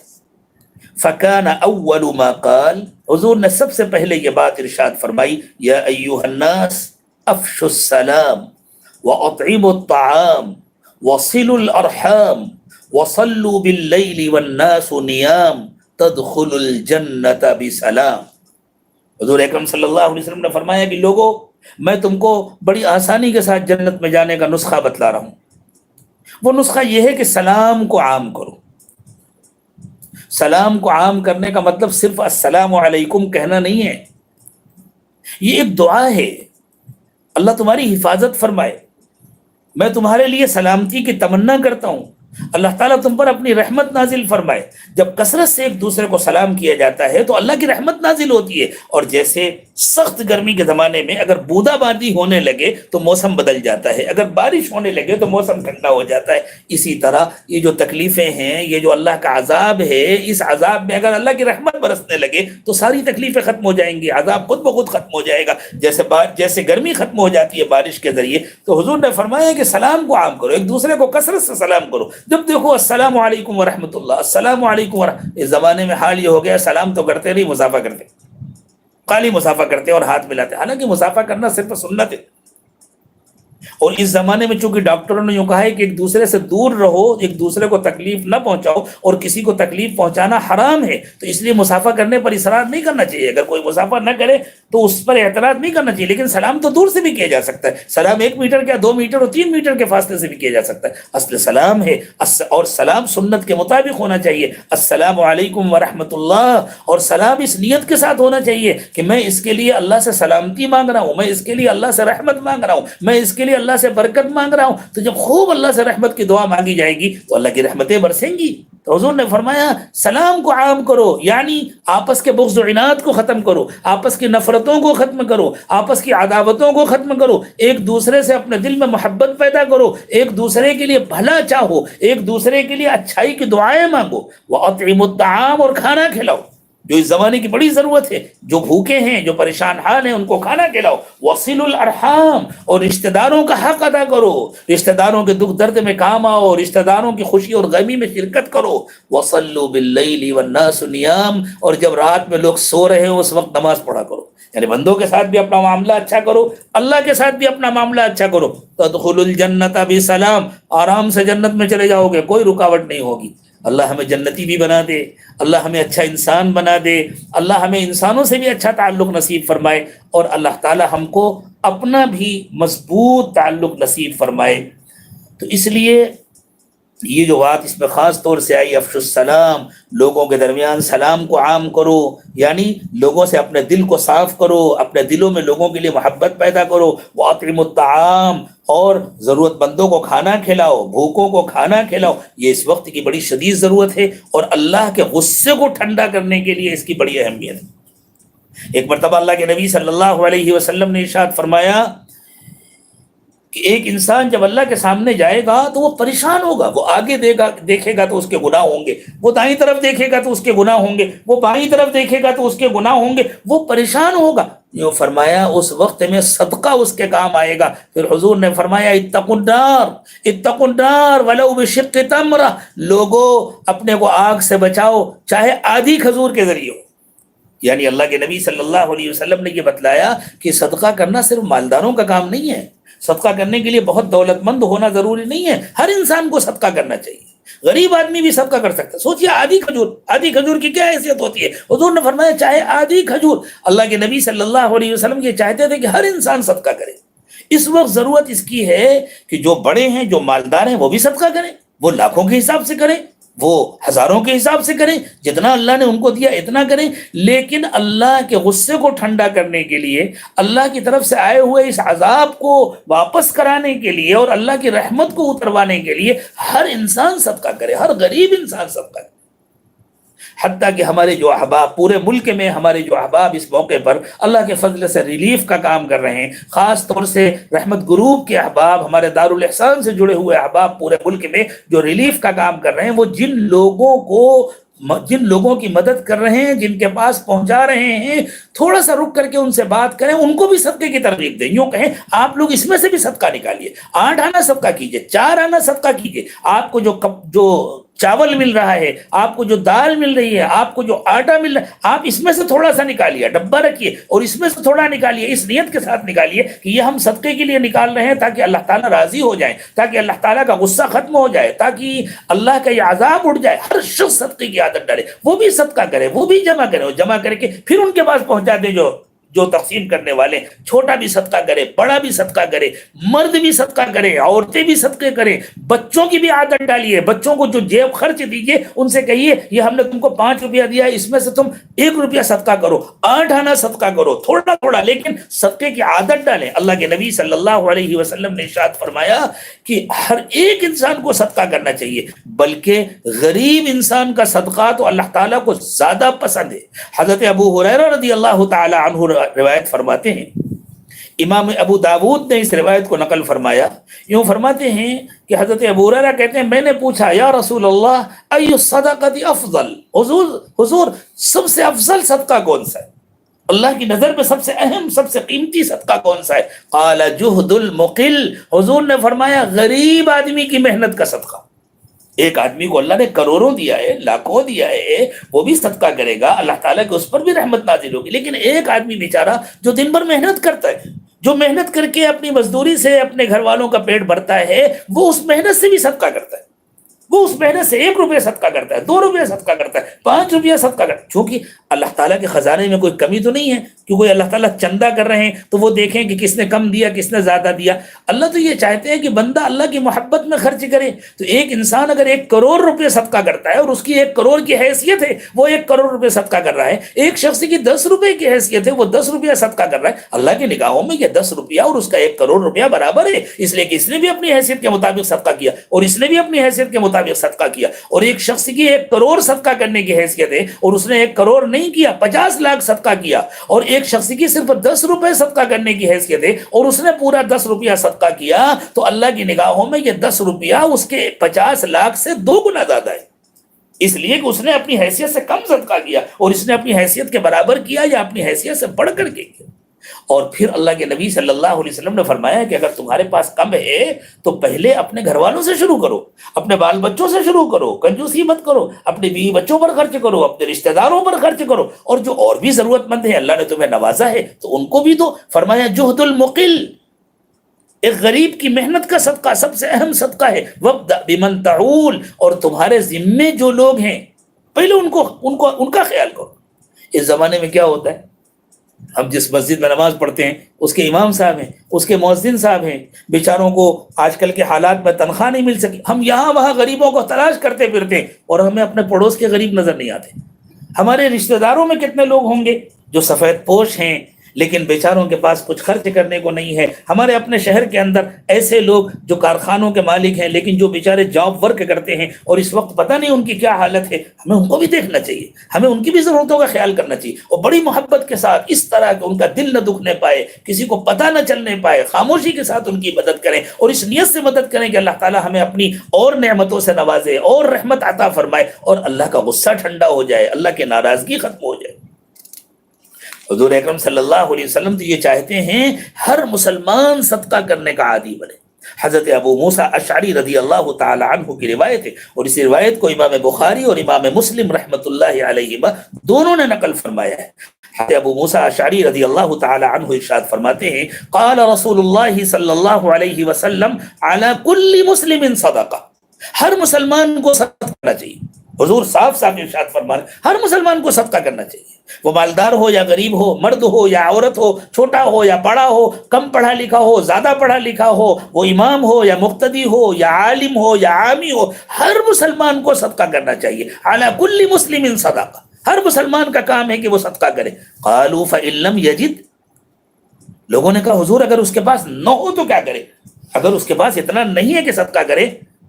قال فليعمل بيديه فینفع نفسہ ویتصدق، تو جا کر محنت کرے۔ حضور فرما رہے بیٹھا کیوں رہے؟ حضور یہ نہیں چاہتے کہ کوئی مسلمان ہاتھ پہ ہاتھ رکھ کے بیٹھا رہے، حضور یہ نہیں چاہتے کہ کوئی مسلمان کام چور ہو، سست ہو اور کاہل ہو اور وہ اس کا انتظار کریں کہ دوسرے اس کی مدد کریں۔ فرمایا فلیعمل بیدیہ، وہ جا کر محنت کرے، وہ کام کرے، فینفع نفسہ، اپنے کو بھی نفع پہنچائے، خود اپنے لیے بھی کمائے، ویتصدق، اور اس میں سے صدقہ بھی کرے۔ قالوا فإن لم يستطع، صحابہ نے عرض کیا حضور اگر وہ نہیں کر سکتا ایسا تو، یعنی وہ کام کرنا چاہتا ہے لیکن اسے کام نہیں ملا، ایسے حالات نہیں ہے کہ وہ کام کر سکے یا اس کی صحت ساتھ نہیں دے رہی۔ قال فیعین ذا الحاجۃ الملہوف، اچھا ٹھیک ہے اگر وہ کما نہیں سکتا، کام نہیں کر سکتا تو کسی ضرورت مند کی ضرورت پوری کر دے، اس قابل تو ہے، کسی کا فارم بھر دے، کسی کو کوئی مشورہ دے دے، کسی کا کوئی کام بنا دے، ایسے بہت سارے کام ہوتے ہیں، کوئی بیچارہ نہیں کر پاتا دوسرا کر لے۔ فرمایا فیعین ذا الحاجۃ الملہوف، قالوا فإن لم يفعلہ، حضور اگر اسے ایسا بھی موقع نہیں ملا، ایسا کوئی ضرورت مند بھی نہیں ہے جس کی وہ مدد کر سکے، قال فیأمر بالخیر، ارے تو لوگوں کو بھلائی بتلائے، اچھے کام بتلائے۔ قالوا فإن لم يفعل، کہا حضور اگر ایسا بھی نہیں کر سکا، قال فیمسک عن الشر فإنہ لہ صدقہ، اچھا تو کسی کو تکلیف نہ پہنچائے، کسی کا برا نہ چاہے، کسی کا دل نہ دکھائے، یہ بھی صدقہ ہے۔ تو اللہ کے نبی سے، یعنی حضور نے کسی کے بارے میں یہ نہیں فرمایا اچھا ٹھیک ہے وہ صدقہ نہ کرے، حضور نے صدقے کے راستے بتائے، اچھا یہ کر لے تو صدقہ یہ کر لے، لیکن یہ ذہن بنایا ہر ایمان والے کا کام ہے کہ وہ صدقہ کرے، ہر مسلمان کا کام ہے کہ وہ صدقہ کرے۔ اللہ تعالیٰ ہمیں صدقہ کرنے کی توفیق عطا فرمائے۔ اس موقع پر خاص طور سے صدقے کی اہمیت اور بڑھ گئی، لوگ بے انتہا ضرورت مند ہیں، اور صرف اس لیے نہیں کہ لوگ ضرورت مند ہیں تو ہم صدقہ کریں گے، اگر ہمارے شہر میں کوئی ضرورت مند نہیں ہے تو ہم صدقہ نہیں کریں گے، نہیں، اس لیے کہ صدقہ کریں گے تو مصیبتیں دور ہوں گی، صدقہ کریں گے تو بری موت سے بچیں گے، صدقہ کریں گے تو اللہ کا غصہ ٹھنڈا ہوگا، اس نیت کے ساتھ صدقہ کریں۔ اگر ہمارے شہر میں ضرورت مند نہیں ہے تو جہاں ضرورت مند ہے وہاں پہنچائیں، ہم ضرورت مندوں کو تلاش کریں اور ضرورت مندوں کو تلاش کر کر کے صدقہ کریں۔ اگر انشاءاللہ ہم صدقہ کریں گے، ابھی صدقے کی نیت کر لیں گے اور آج کی رات میں اللہ سے سچی پکی توبہ کریں گے اور پھر اللہ تعالیٰ سے دعا کریں گے تو اللہ کی رحمت سے امید ہے کہ اللہ کا غصہ ٹھنڈا ہو جائے گا، اللہ اس تکلیف سے ہماری اور پوری امت کی اور پوری انسانیت کی حفاظت فرمائیں گے اور اللہ دنیا کی تکلیفوں سے بھی ہمیں بچائیں گے، آخرت کی تکلیفوں سے بھی بچائیں گے۔ وآخر دعوانا ان الحمد للہ رب العالمین۔ اب انشاءاللہ توبہ اور بیعت کے کلمات پڑھائے جائیں گے۔ توبہ تو سب کو کرنی ہے، جو پہلے سے بیعت ہے ان کو بھی توبہ کرنی ہے۔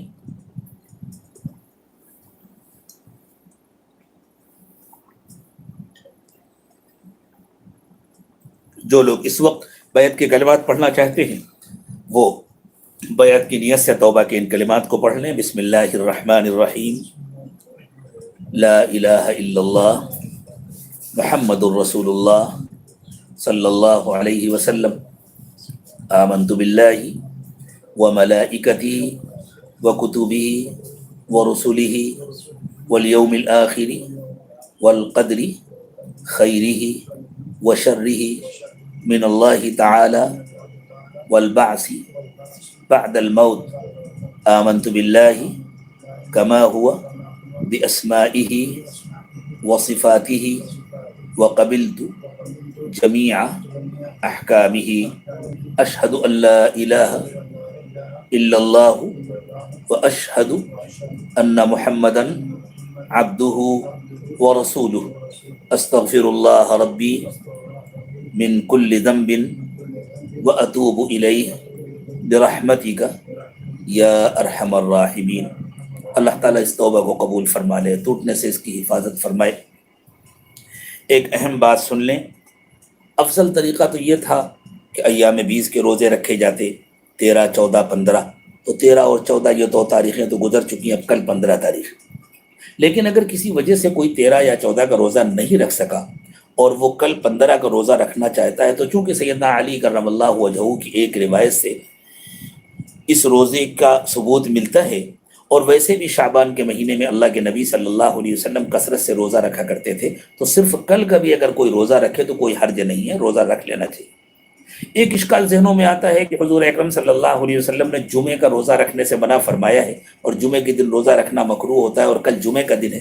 حضور اکرم صلی اللہ علیہ وسلم نے روزے کے لیے جمعے کو خاص کرنے سے منع کیا ہے، یعنی کوئی آدمی یہ سوچے میں جمعے کو روزہ رکھا کروں گا، اس سے حضور نے منع کیا۔ لیکن اگر کسی اور قسم کا وہ روزہ رکھ رہا ہے اور اتفاق سے وہ جمعے کا دن پڑتا ہے تو کوئی حرج نہیں ہے، جیسے ایام 20 کے اندر جمعے کا دن آ جائے، جیسے عشرہ ذی الحجہ میں جمعے کا دن آ جائے، جیسے عاشورہ میں 10 تاریخ یا 11 تاریخ کو جمعے کا دن ہو، کوئی حرج نہیں ہے۔ بالکل اسی طرح کل جو روزہ رکھے گا وہ جمعے کا روزہ نہیں رکھے گا، وہ تو شب برات کا روزہ رکھے گا۔ اس وجہ سے اس جمعے میں بھی روزہ رکھنے میں کوئی حرج نہیں ہے۔ جو احباب روزہ رکھنا چاہتے ہیں وہ اطمینان سے روزہ رکھ سکتے ہیں۔ اللہ تعالیٰ سب کے اعمال کو، سب کی نیتوں کو قبول فرمائے۔ اب تھوڑی دیر مراقبہ کر لیں، آنکھیں بند کر لیں، سر کو جھکا لیں، دنیا اور دنیا میں جو کچھ بھی ہے اس سب سے ہٹ کٹ کر اللہ کی یاد میں کھو جائیں۔ یہ نیت کریں کہ اللہ کی رحمت آ رہی ہے، میرے دل میں سما رہی ہے، میرے دل سے گناہوں کو دھو رہی ہے، اور میرا دل کہہ رہا ہے اللہ اللہ اللہ۔ زبان سے اللہ اللہ نہ کہیں، بس یہ نیت کریں کہ دل اللہ اللہ کہہ رہا ہے اور میں سن رہا ہوں۔ جو خواتین شریک ہیں مجلس میں وہ بھی مراقبہ کریں۔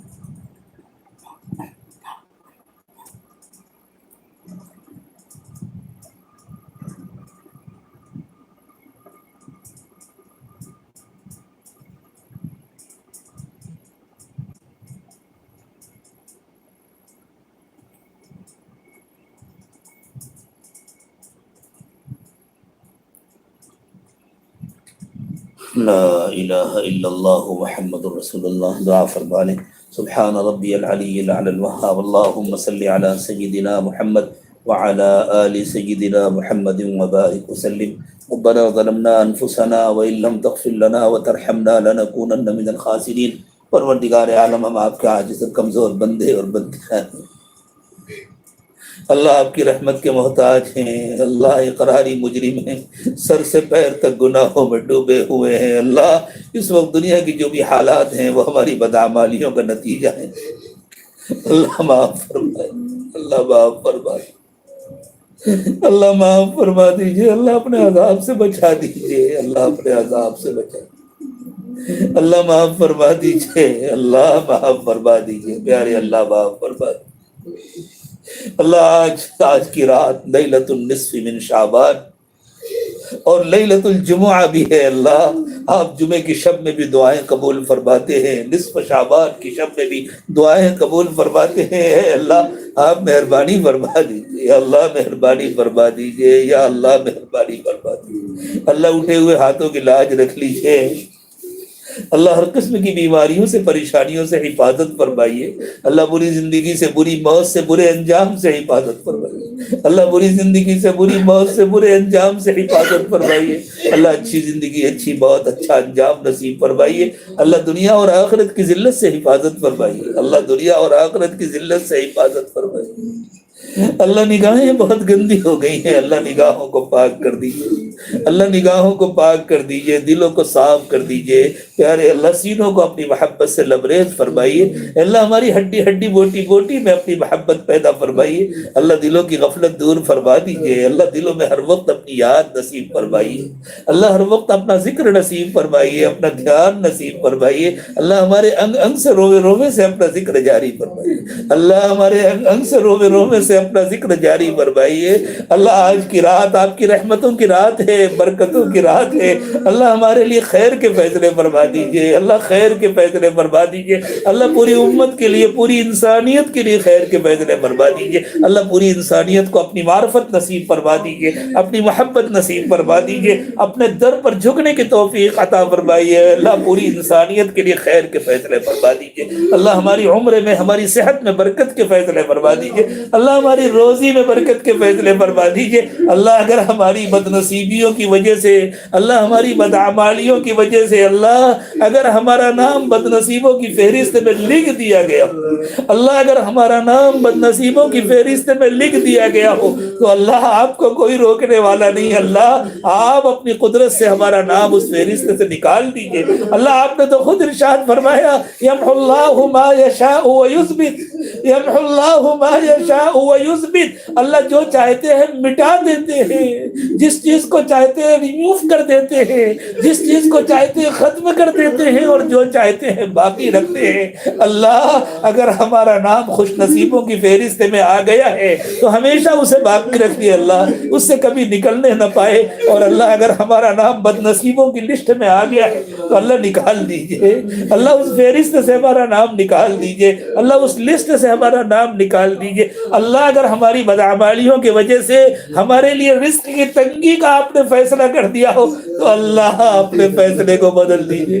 اللہ اپنے فیصلے کو بدل دیجئے، اللہ ہمیں کشادہ روزی عطا فرمائیے، حلال و پاکیزہ روزی عطا فرمائیے، اللہ صحت اور عافیت نصیب فرمائیے، اللہ اپنے سامنے جھکنے سے کبھی محروم نہ فرمائیے، اللہ اپنے در پر حاضری سے کبھی محروم نہ فرمائیے، اللہ بہت ڈر لگتا ہے، اللہ یہ آپ کے بہت ناراض ہونے کی دلیل ہے، آپ نے ہمیں اپنے گھروں کی حاضری سے محروم فرما دیا، جمعے اور جماعت سے محروم فرما دیا، اللہ بیت اللہ کی حاضری سے محروم فرما دیا، رسول اکرم صلی اللہ علیہ وسلم کے در پر حاضری سے محروم فرما دیا، اللہ اپنی رحمتوں سے محروم نہ فرمائیے، اللہ حضور کے فیض سے محروم نہ فرمائیے، حضور کی قلبی توجہات سے محروم نہ فرمائیے، اللہ ہماری بدعمالیوں کو معاف فرما دیجئے، اللہ عذاب اٹھا لیجئے، اللہ اپنا عذاب اٹھا لیجئے، اللہ آج کی رات میں تو فیصلہ فرما دیجئے، اللہ آج تو فیصلہ فرما دیجئے، اللہ اپنا عذاب اٹھا لیجئے، اللہ ہمیں اپنے گھر کی حاضری سے محروم نہ فرمائیے، اللہ ہمیں بار بار اپنے گھر کا مقبول طواف نصیب فرمائیے،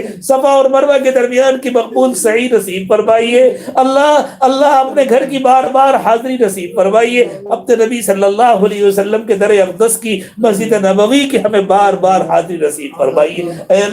اللہ ساری دنیا میں اپنے گھروں کو آباد کر دیجئے، اللہ مساجد کو آباد کر دیجئے، مدارس کو آباد کر دیجئے، خانقاہوں کو آباد کر دیجئے، دعوت و تبلیغ کے مراکز کو آباد کر دیجئے، اللہ ہم سب کو دین کی صحیح سمجھ نصیب فرمائیے، اللہ دین کی غلط تشریح سے حفاظت فرمائیے، غلط تشریح کرنے والوں سے حفاظت فرمائیے، اے اللہ ہر قسم کے فتنوں سے حفاظت فرمائیے، اللہ ہمیں دین کی صحیح سمجھ نصیب فرمائیے، اللہ دین کے تقاضوں کو پورا کرنے کی ہمیں توفیق عطا فرمائیے، اے اللہ ہر قسم کی بیماریوں سے حفاظت فرمائیے، خاص طور سے اس وقت جو بیماری پھیلی ہوئی ہے جس سے ساری دنیا ڈری ہوئی ہے، اللہ سب کی اس سے حفاظت فرمائیے، اور اللہ دوسری تمام بیماریوں سے حفاظت فرمائیے، اللہ جسمانی بیماریوں سے بھی حفاظت فرمائیے، روحانی بیماریوں سے بھی حفاظت فرمائیے، اللہ آپ کا بڑا احسان ہے، آپ کا بڑا کرم ہے، آپ نے بے حساب نعمتوں سے نوازا ہے، ہم اپنے گھروں میں بند ہونے کے باوجود اللہ اچھا کھا رہے ہیں، اچھا پی رہے ہیں، آرام سے رہ رہے ہیں۔ اللہ آپ کے کتنے بندے، کتنی بندیاں بے انتہا پریشان ہیں، اللہ ہماری ہمیشہ پریشانیوں سے حفاظت فرمائیے، اللہ ان پریشان حالوں کی پریشانیاں دور فرما دیجیے، اللہ ہمیں ان کی مدد کرنے کی توفیق عطا فرمائیے، اللہ ہمیں ان کی مدد کرنے کی توفیق عطا فرمائیے، اللہ ان کے لیے قرنے کی، ان کے غم میں شریک ہونے کی توفیق عطا فرمائیے، اللہ ان کی خدمت کرنے کی توفیق عطا فرمائیے۔ اللہ جو لوگ آپ کی رضا کے لیے ساری دنیا میں خدمت کر رہے ہیں، اللہ سب کی خدمتوں کو قبول فرمائیے، اللہ دکھاوے کے جذبات سے حفاظت فرمائیے، ریاکاری سے حفاظت فرمائیے، کامل اخلاص کے ساتھ سب کو خدمت کرنے کی توفیق عطا فرمائیے۔ اے اللہ فضل کا کرم کا معاملہ فرمائیے، اللہ پوری دنیا میں جتنے بیمار ہیں اللہ سب کو شفا عطا فرمائیے، اللہ جسمانی بیماریاں بھی دور فرما دیجیے، روحانی بیماریاں بھی دور فرما دیجیے، اخلاقی بیماریاں بھی دور فرما دیجیے۔ اے اللہ بہت ڈر لگتا ہے آج کی اس مبارک رات میں اور ایسے مبارک موقعوں پر آپ کے نبی صلی اللہ علیہ وسلم نے فرما دیا جس کے دل میں ذرا بھی شرک ہوگا آپ اس پر رحمت کی نظر نہیں ڈالیں گے، جس کے اندر کبر ہوگا آپ اس پر رحمت کی نظر نہیں ڈالیں گے، جس نے رشتہ داروں کا حق نہیں ادا کیا ہوگا، جس نے والدین کی نافرمانی کی ہوگی، جس کے اندر کسی قسم کی کوئی بڑائی ہوگی، اے اللہ جس کے دل میں بغض و عناد ہوگا آپ اس پر رحمت کی نظر نہیں ڈالیں گے۔ اللہ یہ ساری خرابیاں تو ہمارے اندر موجود ہیں، اللہ ہم آپ سے سچی توبہ کر رہے ہیں، اللہ سچی توبہ کر رہے ہیں، اللہ ظاہری شرک سے تو آپ نے بچایا ہوا ہے، آپ کا کرم اور احسان ہے، ہمیشہ بچا کر کے رکھیے، ہماری نسلوں کی ہمیشہ حفاظت فرمائیے، اللہ شرک خفی سے بھی بچا دیجیے، اللہ شرک خفی سے بھی بچا دیجیے، اللہ شرک خفی سے بچنا تو بہت مشکل کام ہے، اللہ شرک خفی سے بھی بچا دیجیے۔ اللہ ہم آپ کو گواہ بنا کر کہہ رہے ہیں ہمیں کبھی بھی کسی سے کوئی تکلیف پہنچی اللہ ہم آپ کو گواہ بنا کر کہہ رہے ہیں اللہ ہم نے اسے دل سے معاف کر دیا، اللہ ہم نے اپنے دل کو صاف کر لیا، اللہ آپ بھی ہمیں معاف فرما دیجیے، اللہ آپ بھی ہمیں معاف فرما دیجیے، اللہ آپ بھی ہمیں معاف فرما دیجیے، اللہ ہمارے دل سے بڑائی کھرچ کر نکال دیجیے، کبر و عناد نکال دیجیے، اللہ ہم سے اپنے رشتہ داروں کے حق میں جو کمیاں رہ گئی اللہ آپ ان کو پورا کرا دیجیے، آپ معاف فرما دیجیے، اللہ ہمارے والدین پر اپنی رحمتیں نازل فرمائیے، اللہ وہ اپنے شایان شان ان کے ساتھ معاملہ فرمائیے، اللہ جو آپ کو پیارے ہو چکے اللہ ان کو اپنے قرب کے اعلیٰ درجات نصیب فرمائیے، اللہ جو اس دنیا میں موجود ہے اللہ ان کو صحت اور عافیت سے رکھیے اور ہم چھوٹوں کو ان کی خوب خدمت کرنے کی توفیق عطا فرمائیے، اللہ ان کی خوب خدمت کرنے اور ان کی خوب دعائیں لینے کی توفیق عطا فرمائیے، اللہ ہمیں بندوں کے ساتھ بھی اچھا بندہ بن کے رہنے کی توفیق عطا فرمائیے، اللہ بندوں کے ساتھ اچھا معاملہ کرنے کی توفیق عطا فرمائیے، اور اللہ ہمیں اپنا بھی اچھا بندہ بنا لیجیے، اللہ ہمیں اپنا بھی اچھا بندہ بنا لیجیے، اللہ ہمیں ان لوگوں میں بنا لیجیے جو سب کا بھلا چاہتے ہیں، کسی کا برا نہیں چاہتے، یہی تو فرمایا، یہی تو سمجھایا آپ کے نبی صلی اللہ علیہ وسلم نے، افشوا السلام کہہ کر سب کا بھلا چاہا کرو، کسی کا برا نہ چاہا کرو، اللہ ہمیں ایسا بنا دیجیے کہ ہم سب کا بھلا چاہیں، ہم کسی کا برا نہ چاہے، ہم سب کا دنیا کا بھی بھلا چاہے، ہم سب کا آخرت کا بھی بھلا چاہے، اے اللہ سب کے ساتھ خیر کا معاملہ فرما دیجیے، اللہ سب کے ساتھ خیر کا معاملہ فرما دیجیے، اللہ سب کے دنیا کے دکھ درد کو دور فرما دیجیے، اور اے اللہ آخرت کی تکلیفوں سے بھی سب کو بچا دیجیے، اللہ آخرت کی تکلیفوں سے بھی سب کو بچا دیجیے، اللہ دنیا تو 4 دن کی ہے، کچھ پتہ نہیں ہے کس گلی میں زندگی کی شام ہو جائے گی، کب ہمارا جنازہ اٹھ جائے گا، اللہ اصل زندگی تو آخرت کی زندگی ہے، اللہ سب کی آخرت بنا دیجیے، اللہ سب کو دنیا کی تکلیفوں سے بچا دیجیے، اللہ سب کی آخرت بنا دیجیے، اللہ سب کی آخرت بنا دیجیے، اللہ پوری دنیا میں تمام انسانوں کی آخرت اچھی بنا دیجیے، اور اے اللہ خاص طور سے ہمارے ملک میں بسنے والے تمام انسانوں کو اللہ ایمان عطا فرما دیجیے، اپنی محبت نصیب فرما دیجیے، اپنا تعلق نصیب فرما دیجیے، اللہ سب کو جہنم سے بچا دیجیے، اللہ سب کو جہنم سے بچا دیجیے، اللہ دنیا کی جہنم سے بھی سب کو بچا دیجیے، آخرت کی جہنم سے بھی سب کو بچا دیجیے، اللہ ہمیں ذریعہ اور سبب کے طور پر قبول فرما لیجیے،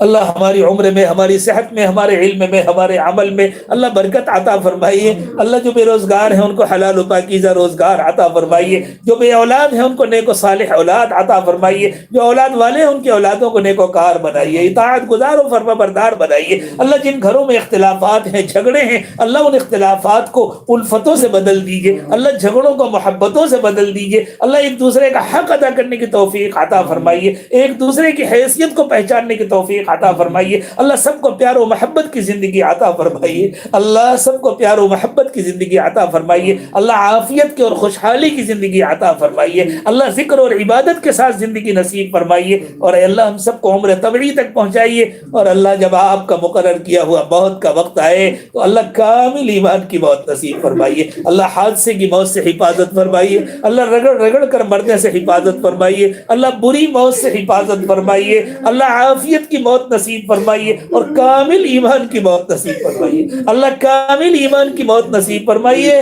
اللہ ہمارے ساتھ ہماری نسلوں کے ساتھ اللہ سب کے ساتھ خیر کا معاملہ فرمائیے، اللہ قیامت تک ہماری نسلوں کو دین و ایمان پر استقامت نصیب فرمائیے، اللہ ہمارے تمام بڑوں اور بزرگوں کی حفاظت فرمائیے، ان کا سایہ ہمارے سروں پر دیر تک قائم و دائم فرمائیے، اور اللہ جو آپ کو پیارے ہو چکے، اللہ جو آپ کو پیارے ہو چکے، ہمارے اکابر، ہمارے مشائخ، ہمارے اساتذہ، ہمارے والدین، ہمارے خاندان کے افراد، اللہ جو آپ کو پیارے ہو چکے، اللہ سب کی مغفرت فرما دیجئے، اللہ سب کی مغفرت فرما دیجئے، اللہ آج کی رات میں تو ایک مرتبہ اللہ کے نبی صلی اللہ علیہ وسلم نے قبرستان جا کر سب کے لیے مغفرت کی دعا مانگی تھی، اللہ جو بھی آپ کو پیارے ہو چکے اللہ سب کی مغفرت فرما دیجئے، اللہ سب کی مغفرت فرما دیجئے، اللہ سب کی مغفرت فرما دیجئے، اللہ سب کی قبروں کو جنت کی کیاری بنا دیجئے، اور اللہ آپ نے جن کی مغفرت فرما دی ان سب کو اپنے قرب کے اعلیٰ درجات نصیب فرمائیے، اللہ ہمارے ظاہر کو 100% سنتوں سے سجا دیجئے، ہمارے باطن کو اپنی یاد سے آباد فرما دیجئے،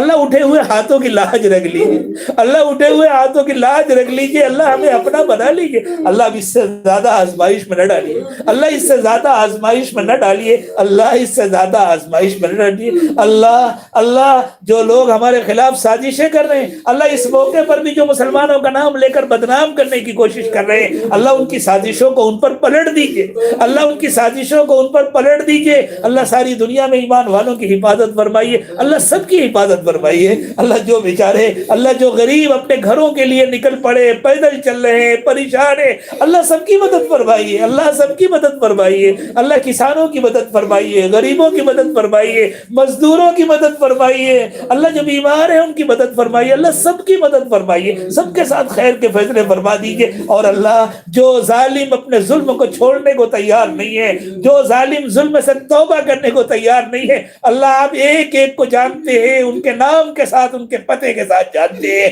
اللہ جو ظالم ظلم کو چھوڑنے کو تیار نہیں ہے، اللہ ان ظالموں کی سخت پکڑ فرمائیے، اللہ ان میں سے کسی ایک کو بھی نہ چھوڑیے، اللہ ان کو بدترین سزا دیجئے، اللہم احصہم عددا، اللہم احصہم عددا واقتلہم بددا، اللہم احصہم عددا واقتلہم بددا، اللہم احصہم عددا واقتلہم بددا ولا تغادر منہم احدا، ولا تغادر منہم احدا، ولا تغادر منہم احدا، اللہ جو ظالم ظلم چھوڑنے کو تیار نہیں ہے، اس موقع کو بھی جو اپنے ظلم کے لیے استعمال کرنا چاہتے ہیں، اس موقع پر بھی جو سازشیں کرنے سے باز نہیں آ رہے، اللہ ان میں سے ایک کو بھی نہ چھوڑیے، اللہ سب کو بدترین سزا دیجئے، اور اللہ جن کے اندر خیر کی صلاحیت ہے، جو توبہ کرنے کو تیار ہو، اللہ ان کو توبہ کی توفیق عطا فرما دیجئے، اور اللہ ان کی توبہ قبول فرما لیجئے، اللہ ان کو اپنی محبت و معرفت نصیب فرما دیجئے، اللہ جو لوگ بیچارے ان ظالموں کے پروپیگنڈے سے دھوکہ کھا رہے ہیں، اللہ ان کو دھوکے سے بچا لیجئے، اللہ دھوکہ دینے والوں کو سزا دیجئے اور دھوکہ کھانے والوں کو بچا لیجئے، اللہ اٹھے ہوئے ہاتھوں کی لاج رکھ لیجئے، اللہ ہم سب کی مغفرت فرما دیجئے، اللہ آج کی رات میں محروم نہ فرمائیے، اللہ محروم نہ فرمائیے، اللہ محروم نہ فرمائیے، اللہ سعداء میں شامل فرما لیجئے، اللہ سعداء میں شامل فرما لیجئے، اللہ ہمارے لیے خیر کے فیصلے فرما دیجئے، اللہ ہمیں بار بار ایسی مبارک راتیں نصیب فرمائیے، اللہ رمضان المبارک عافیت کے ساتھ نصیب فرمائیے، اللہ رمضان کے روزوں سے، رمضان کی تراویح سے، اور اللہ رمضان کے اعتکاف سے محروم نہ فرمائیے، اللہ رمضان کے اعتکاف سے محروم نہ فرمائیے، اللہ مقبول روزے نصیب فرمائیے، مقبول تراویح نصیب فرمائیے، مقبول اعتکاف نصیب فرمائیے، اور اللہ ہمیں بار بار رمضان کی نعمت نصیب فرمائیے، اللہ ہمیں حج بیت اللہ سے محروم نہ فرمائیے، اللہ ہمیں مقبول حج نصیب فرمائیے اور بار بار نصیب فرمائیے، اللہ آپ کے کتنے بندے اور کتنی ایسی بندیاں ہیں جنہوں نے بڑی امیدوں کے ساتھ حج کے ارادے کیے ہیں، تیاریاں کی ہے، اللہ رکاوٹوں کو دور فرما دیجئے، اللہ سب کو حج مقبول و مبرور نصیب فرمائیے اور بار بار نصیب فرمائیے، اللہ بار بار نصیب فرمائیے، اللہ نفس و شیطان کے فتنوں سے حفاظت فرمائیے، اللہ دجال کے فتنوں سے حفاظت فرمائیے، اللہ ملک اور مال کے فتنوں سے حفاظت فرمائیے، اللہ حسن و جمال کے فتنوں سے حفاظت فرمائیے، اللہ ہر قسم کے فتنوں سے حفاظت فرمائیے، زندگی اور موت کے فتنوں سے حفاظت فرمائیے، اللہ دور قریب جو لوگ بھی ان دعاؤں میں شریک ہیں یا انہوں نے ہم سے دعاؤں کی درخواست کی ہے یا آئندہ وہ سنیں گے اور آمین کہیں گے، اللہ سب کی جائز تمنائیں اور مرادیں پوری فرما دیجیے، اللہ کسی کو محروم نہ فرمائیے، سب کو اپنا قرب نصیب فرمائیے، وصلی اللہ تعالی علی خیر خلقہ محمد وعلی آلہ واصحابہ اجمعین برحمتک یا ارحم الراحمین۔